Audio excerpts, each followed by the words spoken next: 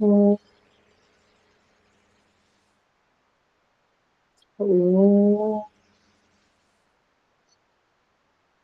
ఓం ఓం భూర్భువస్వః తత్సవితుర్వరేణ్యం భర్గో దేవస్య ధీమహి ధియో యో న ప్రచోదయాత్. ఓం అసతో మా సద్గమయ తమసో మా జ్యోతిర్గమయ మృత్యోర్మా అమృతంగమయ. ఓం సహనా భవతు సహనౌ భునక్తు సహ వీర్యం కరవావహై తేజస్వినావధీతమస్తు మా విద్విషావహై. ఓం శాంతి శాంతి శాంతి. నమస్తే అమ్మ. సర్వేభ్యో నమో నమః. అందరికీ నమస్తే.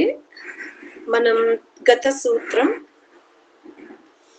తత్ ప్రత్యక్చేతనాదిగమః అపి అంతరాయాభావాశ్చ అనే సూత్రాన్ని వినం. తతః ప్రత్యక్చేతనాదిగమః అనగా ఈ పిండమున మనము చేతన తత్వమైన ఆత్మ పరమాత్మను ఈ రెండింటిని మనం తెలుసుకున్నా లేదా కేవలం పరమాత్మని తీసుకున్నా, ఎందుకంటే తస్య వాచకః ప్రణవః, అతని యొక్క నామము ఏదైతే ఓంకారం ఉందో ఆ ఓంకారాన్ని తజ్జపః తదర్థ భావనం అనగా మనము ఎంత ప్రయత్నం చేశాము అంటే భగవంతునిలోనే, అంటే ఆ శబ్దము అర్థము ఆ భావములో మనం మునిగి తేలిపోయినాం.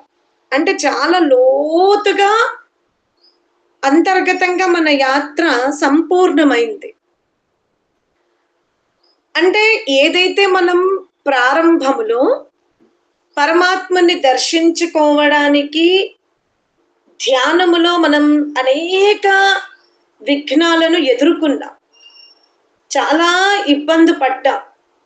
అయినా కూడా పట్టుదలతో, శ్రద్ధతో, అభ్యాసముతో, వైరాగ్యముతో, స్వాధ్యాయముతో, శ్రవణముతో, మననముతో, దినచర్యలో అష్టాంగ యోగముతో చాలా మనస్సుని నిగ్రహించుకుంటూ పరమాత్ముని అయితే మనం సాక్షాత్కారం చేసుకున్నాం. ఈ స్థితికి వచ్చాం. ఈ స్థితికి వచ్చిన తర్వాత విఘ్నాలిక తొలగిపోయాయేమో అని మనం అజాగ్రత్త మాత్రం చెయ్యకూడదు. అంటే పరమాత్మ సాక్షాత్కారము చేసుకున్న తర్వాత జీవాత్మకు పరమాత్ముని యొక్క స్వరూపం అవగాహనలోకి వస్తుంది. ఎలా నిగ్రహించుకోవాలో అర్థమైంది. మంచి స్థాయికే జీవుడు వెళ్ళాడు. కానీ ఇక పూర్వము తాను ఎదుర్కొన్నటువంటి విఘ్నాలు మరలా అడ్డుగా నిలబడవు అని మాత్రం అనుకోవడానికి వీలు లేదు.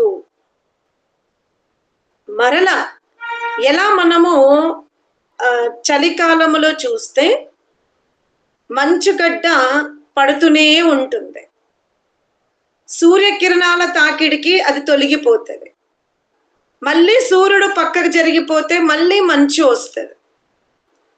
లేదా వేసవి కాలంలో ఉష్ణోగ్రత ఎక్కువ ఉంటుంది, కానీ వర్షాకాలం వచ్చినప్పుడు ఈ ఉష్ణోగ్రత తగ్గుతుంది.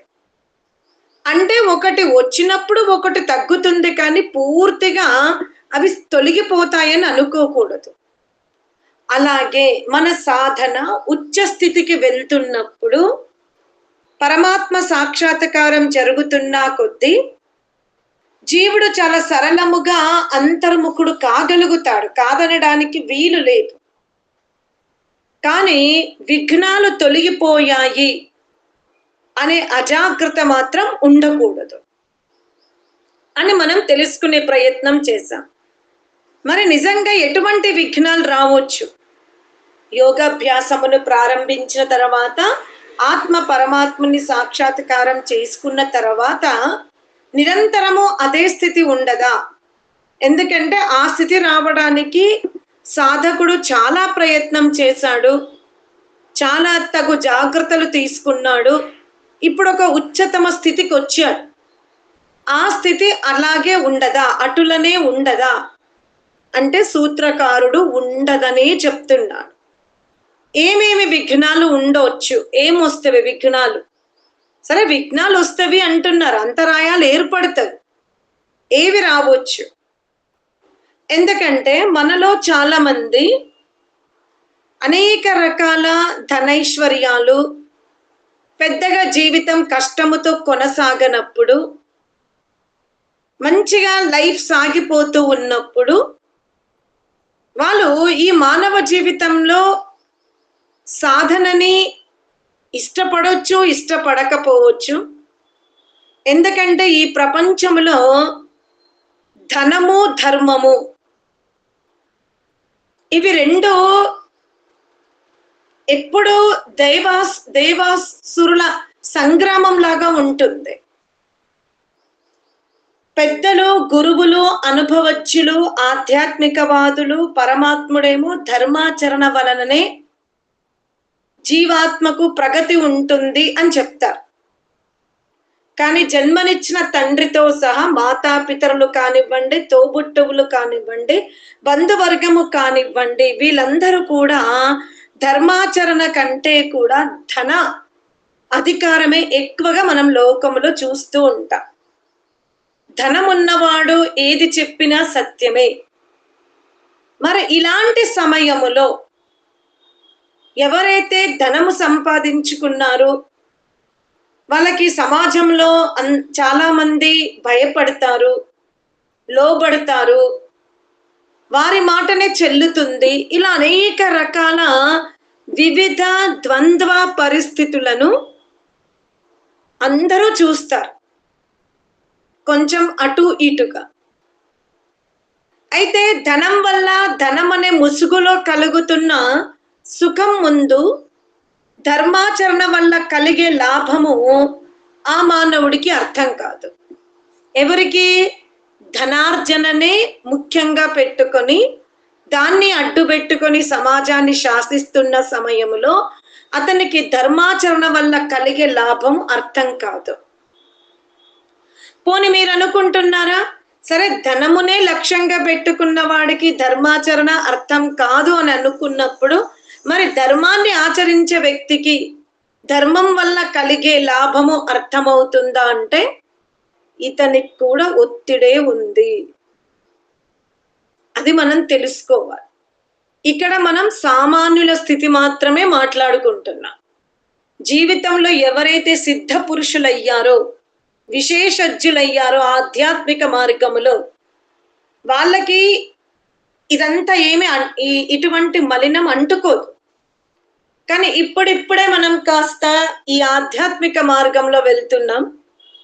ఈ ఆధ్యాత్మిక మార్గంలో నిజంగా మనం పరమాత్మని సాక్షాత్కారం చేసుకోవాలి అంటే, ఆత్మ శీఘ్రముగా భగవంతుని దర్శించుకోవాలి అంటే, ఆ లక్ష్యం జీవాత్మ ఈ జన్మలో ఇప్పుడే నెరవేర్చుకోవాలి అంటే,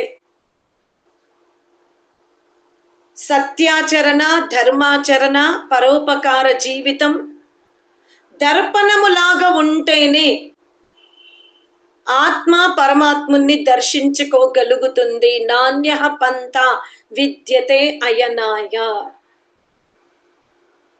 ధర్మాచరణ చెయ్యకుండా, సత్యాచరణ చెయ్యకుండా,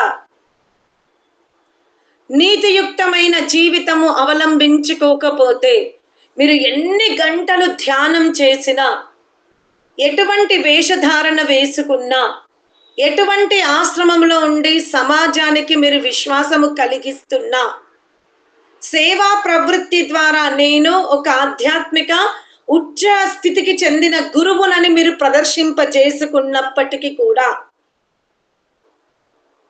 ఆ ఆత్మలో గనక, ఆ మనస్సులో గనక ధర్మాచరణ మీద, సత్యాచరణ మీద ఆసక్తి లేకపోతే అది కేవలం బాహ్య వస్త్రమే కానీ అంతర్గతంగా పరమాత్మ దర్శనం జరగదు.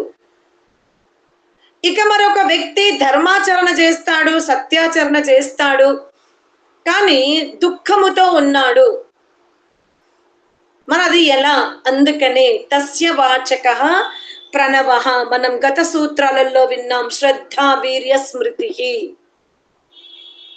నా ధర్మాచరణ, నా సత్యాచరణ నన్ను ఏదో ఒక రోజు అఖిల బ్రహ్మాండానికి, ముల్లోకములకు, వేద జ్ఞానమునకు అధిపతి అయిన పరమాత్ముని సాక్షాత్కరింపజేస్తుంది ఈ ధర్మాచరణ అన్న విశ్వాసం, శ్రద్ధ, ఇంద్రియ నిగ్రహము, స్మృతి మీలో ఉంటేనే మీరు ఈ మార్గములో విజయం వైపు వెళ్ళగలుగుతారు. ధర్మాచరణ లేకుండా, సత్యాచరణ లేకుండా, నీతియుక్త ప్రీతియుక్త వ్యవహారము లేకపోతే మీరు ఎన్ని గంటలు జపం చేసినా, ఎటువంటి వేషధారణ మార్చుకున్నా, ఏ ఆశ్రమములో కూర్చున్నా పరమాత్మ సాక్షాత్కారం జరగదు. మీరు గృహములోనే ఉన్నారు, అనేక వివిధమైన అలంకరితమైన వస్త్రాలను ధరించుకున్నారు, సువర్ణాది ధాతువులను ధరించుకొని ఉన్నారు, సామాన్య భోజనం తింటున్నారు, కానీ ధర్మమును మీరు వదిలిపెట్టలేదు. మాట్లాడితే సత్యమే మాట్లాడతారు, ఇతరుల పట్ల మీకు ప్రీతి ఉంది, దయ ఉంది అంటే మీరు తప్పకుండా పరమాత్ముని సాక్షాత్కారం చేసుకుంటారు. అంటే మరి ఆశ్రమాలు వ్యర్థమా అంటే ఆశ్రమాలు దోహాద పడతవి అంతే. చతుర్వర్ణాశ్రమ ధర్మాలు నిన్ను ఒక ప్రేరణ వైపు, నిన్ను ఉత్సాహం వైపు, నిన్ను లక్ష్యం వైపు గుర్తు చేస్తవి. కానీ పరమాత్మ సాక్షాత్కారం మాత్రం ధర్మాచరణ వ్యక్తికే జరుగుతుంది, సత్యం మాట్లాడిన వ్యక్తికే జరుగుతుంది, కుటిల రహిత వ్యవహారము చేసిన వాడికే జరుగుతుంది, యశస్సుకి ప్రాధాన్యత ఇవ్వని వాడికే పరమాత్మ సాక్షాత్కారం జరుగుతుంది. అందుకే విఘ్నాలు చెప్తున్నాడు. వ్యాధిస్థ్యాన సంశయ ప్రమాదాలస్యావిరతి భ్రాంతి దర్శనాలబ్ధ భూమికత్వానవస్థితత్వాని చిత్త విక్షేపాస్తే అంతరాయాహ. మనం ఈ సూత్రాన్ని ఉపాసన విషయంలో కూడా నేను చాలా సార్లు చెప్పాను. ఏమేమి విఘ్నాలున్నవి అంటే ఇక్కడ పతంజలి మహర్షి 9 విఘ్నాలు చెప్తున్నాడు. జీవాత్మ నిరంతర ప్రయత్నం వల్ల తజ్జప తదర్థ భావనం తస్య వాచక ప్రణవ క్లేశకర్మ విపాకాశైరపరామృష్ట పురుష విశేష ఈశ్వర అష్టాంగ యోగము ద్వారా యోగ చిత్త వృత్తి నిరోధ. ఈ స్థితికంతా చేరుకొని ఆ పరమాత్మని దర్శించుకున్న తర్వాత కూడా ఈ విఘ్నాలు ఉన్నవి. అందుకే జాగ్రత్త, తస్మాత్ జాగ్రత్త అంటున్నాడు. ఏమిటి విఘ్నాలు అంటే వ్యాధి అన్నాడు. ముందు వ్యాధి. వ్యాధి అంటే అందరికీ తెలుసు. ఏంటి ఈ వ్యాధులు? శారీరకముగా ఉంది వ్యాధి, ఔషధ ఉపచారాల ద్వారా కూడా వ్యాధి ఇంకా తగ్గుముఖం పట్టడం లేదు. దీర్ఘకాలముగా వ్యాధి ఉంది. అది మానసిక వ్యాధి కావచ్చు, శారీరక వ్యాధి కావచ్చు. ఈ వ్యాధి ఉంది అంటే జ్వరము, రోగము, దీర్ఘకాల శరీర వేదన, అలాగే ప్రతి విషయానికి మనసు ప్రభావితమవుతుంది. ఈ వ్యాధుల వల్ల మనకు చిత్త విక్షేపాలు పెరుగుతవి. చిత్త విక్షేపాలలో మనం ఏం చెప్పుకున్నాం? ఎప్పుడు కూడా చిత్త విక్షేపాలంటే గత సూత్రంలో ఏం చెప్పుకున్నాం? ప్రమాణము, విపర్యయము, వికల్పము, నిద్ర, స్మృతి, చిత్త విక్షేపాలు. అలాగే శరీరముల వ్యాధి వాతపిత్త కఫం. శరీరములో వ్యాధి రావడానికి వాతపిత్త కఫ దోషాలు. ఇప్పుడు మన శరీరములో వాతం ఉంది, దాన్ని మనం నియంత్రించుకోవాలి అంటే దాన్ని నియంత్రించుకునే ఆహారం తీసుకోవాలి. అంటే వాతమును కలిగించే పదార్థాలని మనం తినడం ఆపేయాలి. మనది శరీరం కఫ ప్రవృత్తి కాబట్టి ఏ పదార్థములో కఫ స్వభావం ఉంటుందో ఆ ఆహారాన్ని మనం తినకూడదు.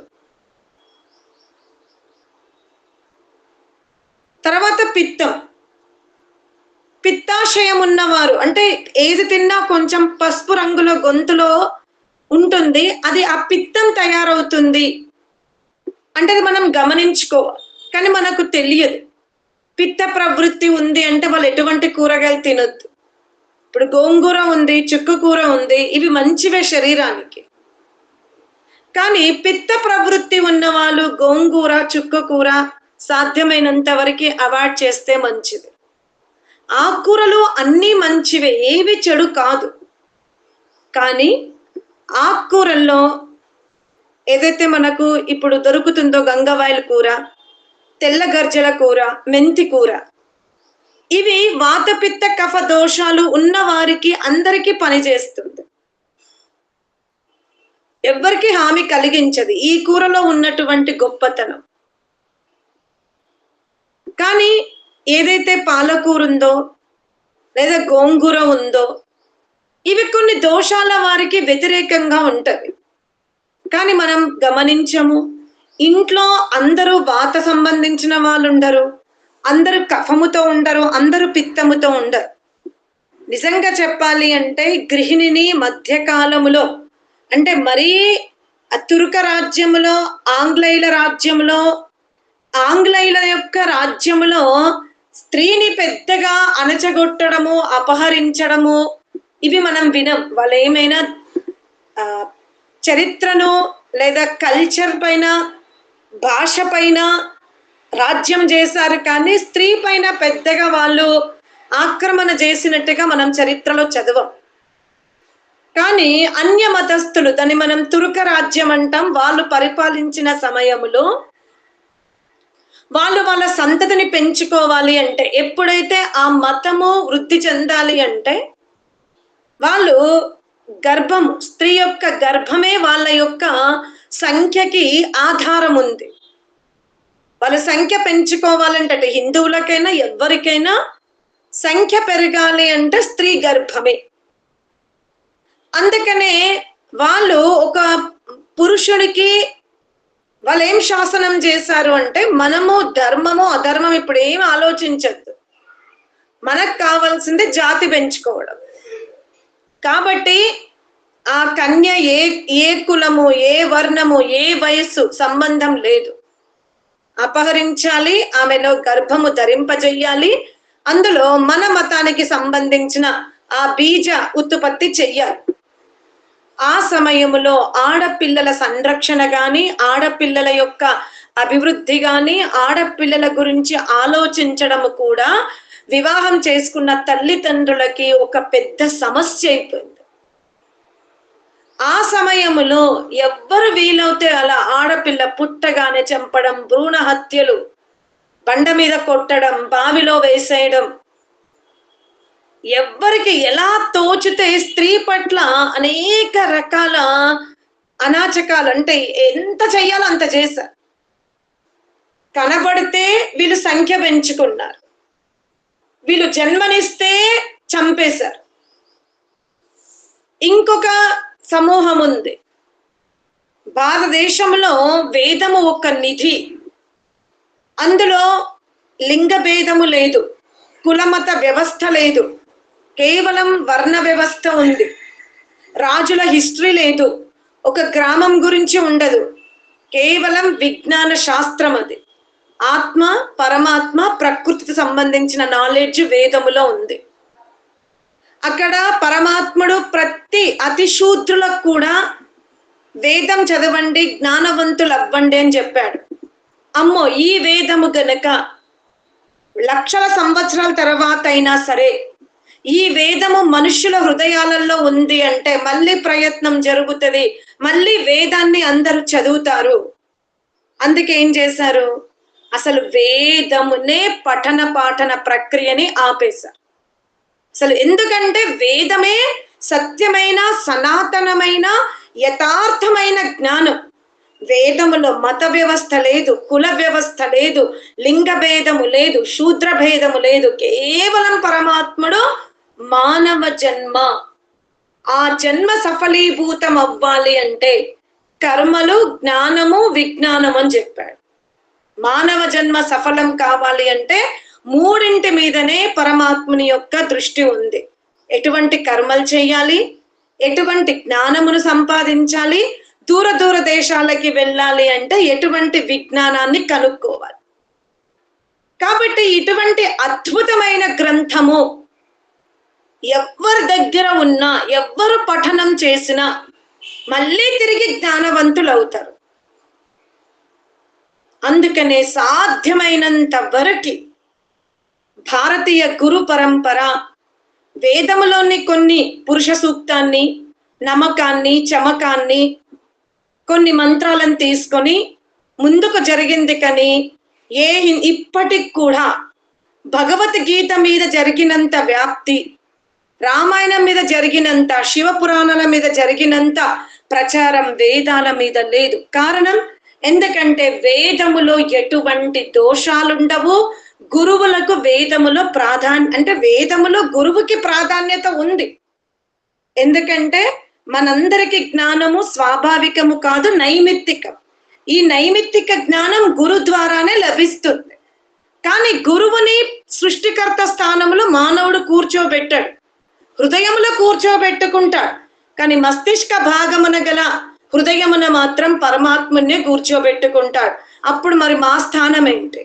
మేము ఇంత జ్ఞానం ఇస్తున్నాము, వీళ్ళు మమ్మల్ని పరమాత్మ స్థానంలో కూర్చోబెట్టారు. కాబట్టి మనం వేదాలని ఎట్టి పరిస్థితిలో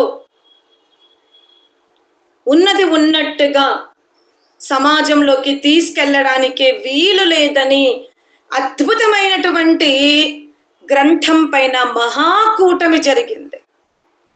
నేటికి 150 సంవత్సరాలు ఆర్య సమాజ స్థాపన జరిగినప్పటికీ కూడా స్వామి దయానందుడు ఏదైతే వేదములను చదువుట, చదివించుట, వినుట, వినిపించుట అన్నాడో ఇప్పటికి కూడా ఆర్య సమాజము అంత ప్రయత్నం చెయ్యడం లేదనే అంటారు. వేదాల మీదనే ఆక్రమణ. మరి ఇంత అంటే స్త్రీలు నిజముగా అసలు పాకశాల అంటేనే అది ఒక వైద్యశాల. ఎక్కడైతే స్త్రీలు భోజనాది పదార్థాలను సిద్ధం చేస్తారో, మీరు చికిత్సాలయానికి వెళ్ళండి. వెళ్ళినప్పుడు అక్కడ థర్మామీటర్ ని ఒక టెంపరేచర్ లో బాయిల్ చేస్తారు. అనేక రకాల ఇంజెక్షన్లు ఇచ్చే బ్యాక్ ఉన్న దాన్ని ఒక రకం టెంపరేచర్ లో భస్మం చేస్తారు. అంటే ఒక వైద్యశాలకి వెళ్ళినప్పుడు అక్కడ మీకు కనబడుతుంది, అక్కడ ఉన్న వస్తువులన్నీ కూడా ఒక టెంపరేచర్ లో అక్కడ వాటిని శుద్ధి చేస్తూ ఉంటారు. స్త్రీ యొక్క గృహము కూడా ఎక్కడైతే పాకశాల ఉందో అది నిజముగా ఒక వైద్యశాలనే. స్త్రీకి తన గర్భము నుండి వచ్చిన బిడ్డల యొక్క శరీరం అర్థమవుతుంది, ఏది జీర్ణం అవుతుంది, ఏది జీర్ణం కాదు. ఎందుకంటే ఆమె పుట్టిన గంట నుండే శిశువు యొక్క మలమూత్రాలని, స్పర్శని, ఉనికిని స్త్రీ తెలుసుకుంది. ఎటువంటి ఆహారం తీసుకుంటే వీడికి మలము కానీ ఎంత సరళంగా జరుగుతుంది, ఎప్పుడు కష్టం అవుతుందో ఆ విషయాలలో తల్లి ఒక పెద్ద నైపుణ్యత గల తల్లి. అందుకే పాకశాల కాదు, ఒక వైద్యశాల. ఆ వైద్యశాలలో ఎలా ఆ చికిత్సాలయములో ఒకరికి ఉపయోగించిన థర్మామీటర్ ని మళ్ళీ శుద్ధి చేయకుండా ఇంకొకరికి ఉపయోగిస్తే ఎలా వ్యాధి సంక్రమించే అవకాశం 100కి 100% ఉందో, అటులనే పాకశాలలో కూడా భోజనాది పదార్థాలను సిద్ధం చేసేటప్పుడు ఒక శరీరానికి కావలసిన ఆహారము మరొక శరీరానికి అది విరుద్ధముగా ఉంది, మీరు తినిపించారు అంటే వాళ్ళు తప్పకుండా వ్యాధిగ్రస్తులు అవుతారు. ఈరోజు చాలా మంది చింతపండు తినొద్దు, అన్నం తినొద్దు, జొన్నలు తినొద్దు, గోధుమలు తినొద్దు అంటారు. పరమాత్ముడి కంటే వైద్యులమా మనము? పరమాత్మునికి మించిన జ్ఞానం ఉందా? పరమాత్ముడు ఎంత దయామయుడంటే భూమి మీద ఏ ప్రాణికి, ఏ శరీరానికి ఎటువంటి ఆహారం కావాలో అటువంటి ఆహార వ్యవస్థ చేశాడు. వ్యర్థంగా పరమాత్ముని దృష్టిలో చిన్న గడ్డి పొరక కూడా లేదు. మేము చాలా చిన్నగా ఉన్నప్పుడు ఆ జల్లేడ చెట్లు అంటారు కదా, వాటిని ముట్టొద్దు, అవి పాముకే లాభము, అవి మనకు నష్టము అంటే అప్పుడు మాకు అర్థం కాలే. కానీ ఆ చెట్లన్నీ పొలం దగ్గర ఉంటవి. ఏందంటే పంట మీద ఏదైతే పురుగుందో ఆ పురుగు రాకుండా తెల్ల జల్లేడ చెట్లు ఇలాంటి చెట్లన్నీ సహకరించేటి. మనకి మా అమ్మమ్మలు నానమ్మలు చెప్పిన జ్ఞానము కొంత అయితే నేడు అదంతా మనం కోల్పోతున్నాం. పృథివీ మీద పరమాత్ముడు మానవుడికి కావలసిన ఆహారము, వాడు పండించుకునే ఆహారానికి ఏ చెట్లు ఉంటే విషము వ్యాపింపదు, ఆ విష పదార్థాలు తినే జంతువులు ఇంకో రకము, ఇలా ఎంత వ్యవస్థ చేశాడు పరమాత్ముడు. మన శరీరానికి ఏది జీర్ణమవుతుంది, ఏది జీర్ణము కాదు, ఇవన్నీ తెలుసుకోకుండా ఇది మంచిది కాదు, అది మంచిది కాదు, అది మంచిది కాదని అన్ని మనం పుష్టిగా అంటే పౌష్టికమైన పదార్థాలన్నింటినీ కూడా మనం వదిలేస్తే ఈ శరీరం ఎలా పుష్టిగా ఉంటుంది? కావున వ్యాధి, వాతపిత్త కఫ దోషాలు, వంటశాల అనేది ఎప్పుడైతే గృహిణి వదిలిపెట్టిందో, అంటే అమ్మ వదిలిపెట్టిందో, ఎందుకంటే అమ్మనే గొప్ప వైద్యురాలు, అమ్మకు మించిన వైద్యురాలు పృథ్వీలో ఉండదు. కానీ అమ్మ పాకశాలని వదిలిపెట్టేసింది నాడు. కారణం మనమే. మనమందరము కూడా ఒక సామాన్య సదాచారి, మృదుభాషి, ఉత్తమ గృహిణిని మనము గుర్తించలే, గౌరవించలే. వాక్కుతో శాస్త్ర విద్య, బుద్ధితో అనేక రకాల కన్నింగ్ నేచర్ ఉందో ఆ స్త్రీని మనం గౌరవించాం.